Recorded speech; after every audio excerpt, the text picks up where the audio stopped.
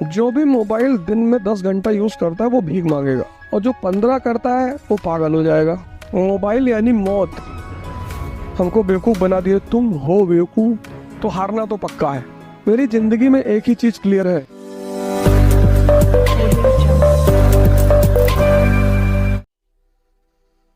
Mobile यानी मौत। जो भी मोबाइल दिन में 10 घंटा यूज करता है वो भीख मांगेगा, और जो 15 करता है वो पागल हो जाएगा। क्योंकि मोबाइल ने तुम्हारी सबसे प्रेशियस चीज छीन ली, सोचना। तुम्हारे रिश्ते छीन लिए। पहले जब हम अकेले होते थे तो अपने दोस्तों के साथ बैठते थे, अब हम अकेले होते ही नहीं। मतलब हम अपने समय की बात बता रहे हैं कि हमें शाम को निकलना ही होता था। एक पर्टिकुलर एरिया होता था, चाय की दुकान होती थी, वहां सब इकट्ठा होते थे, एक चाय लेते थे और भी बहुत कुछ लेते थे और बैठते थे और डिस्कस करते थे, एक दूसरे से बात करते थे, कंपनी देते थे, एक दूसरे को मोटिवेट करते थे, एक दूसरे की परेशानी में हिस्सेदारी करते थे। ये दोस्ती का मतलब होता था।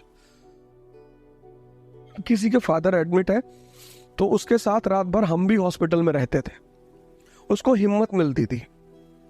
तो जब हमारे फादर बीमार हुए तो वो लोग हमारे साथ हॉस्पिटल में रहे, इसको भाईचारा कहते थे। मोबाइल ने वो सब मार दिया, मोबाइल ने वो सब मार दिया, सब खत्म कर दिया। आपको जरूरत ही नहीं जब तक आप क्रिटिकल कंडीशन में नहीं आएंगे। भाई आप किसी के पास कब जाएंगे? जब आपको किसी की जरूरत है। मोबाइल ने आपकी जो जरूरत है दूसरों की वो खत्म कर दिया, और सबसे बड़ा झटका दिया, हम कभी क्लास में मोबाइल लेके नहीं आते, कभी। इतनी इज्जत दिया इस प्रोफेशन ने, इतना पैसा दिया और दिए ही जा रहा है, कंपनी पे कंपनी छोड़े जा रहे हैं। बहुत लोग कह रहे थे कि इकरा में नहीं पढ़ाएंगे, अनअकैडमी में चले गए। इकरा मेरी कंपनी है, पढ़ाने ना पढ़ाने का सवाल ही नहीं उठता। अनअकैडमी वाले ज्यादा पैसा दे रहे थे। तो दिल्ली में जितनी कोचिंग है वो संत थोड़ी है सब, वो भी 2-2 हजार करोड़ रुपए कमाई है। संकल्प में हम पढ़ाते थे, वो एनजीओ थी, उसको आज तक नहीं छोड़े। वो 200 रुपए घंटा देती थी पढ़ाने के लिए, वहां आज भी पढ़ाने जाते हैं। अब तो खैर नहीं चलती, लेकिन जब उन्होंने बुलाया तब मैं पढ़ाने गया। अब जो आदमी 2,000 करोड़ रुपया कोचिंग इंडस्ट्री से कमाए, अगर वो मेरे ऊपर इल्जाम लगाए कि अवध ओझा ने पैसे के लिए कोचिंग छोड़ दी, तो मैं तो छोड़ूंगा। मेरी जिंदगी में एक ही चीज क्लियर है, मेरे कॉन्सेप्ट्स। मुझे पता है ये सारी दुनिया कुछ भी बोले। जहां मैंने एक बोरा नोट रखा वैन में और लुटाना शुरू किया।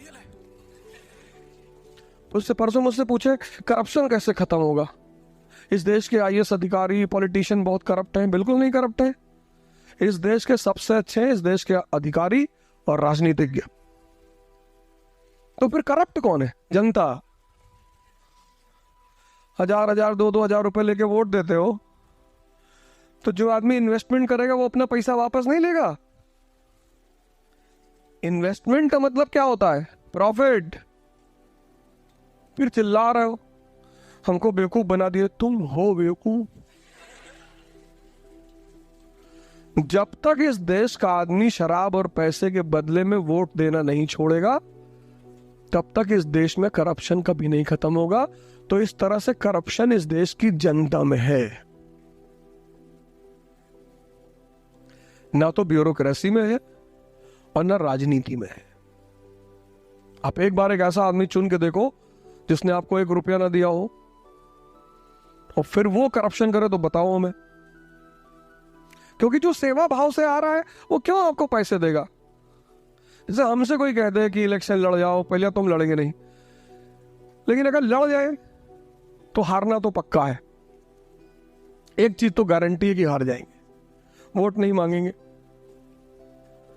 तुम्हारी गर्ज हो तो दे दो, क्योंकि तुम्हारे लिए काम करने आया है। अब तुमको पढ़ाने आए, तुमको रास्ता बताने आए, तुम्हारा ही पैर छुए कि स्टूडेंट नाराज नाराज बाढ़ में जाओ, भाग जाओ, हटो यहां से। तो तुम्हें एक 2-3 काम करने पड़ेंगे। ये जो नेता तुम्हारे पैर छूते हैं इनको रोकना पड़ेगा कि भैया पैर मत छुओ हमारा, ये इन्वेस्टमेंट कर दें। आज मैंने तुमसे कहा इस बात को याद रखना, करप्शन हिंदुस्तान की पब्लिक में है, ना ब्यूरोक्रेसी में है, ना पॉलिटिशियन में है। जिस दिन इस देश की जनता पैसा लेकर और दारू छोड़कर वोट देना शुरू कर देगी, कोई नेता कोई अधिकारी एक पैसा किसी से नहीं लेगा। एक इलेक्शन में 20-20, 25-25, 30-30 करोड़ रुपए खर्चे होते हैं, तो जिसने घर से पैसा लगाया वो निकालेगा नहीं। Hey there. Subscribe to my channel and also press this bell icon so you can get latest video notifications. And this is absolutely free. Thank you.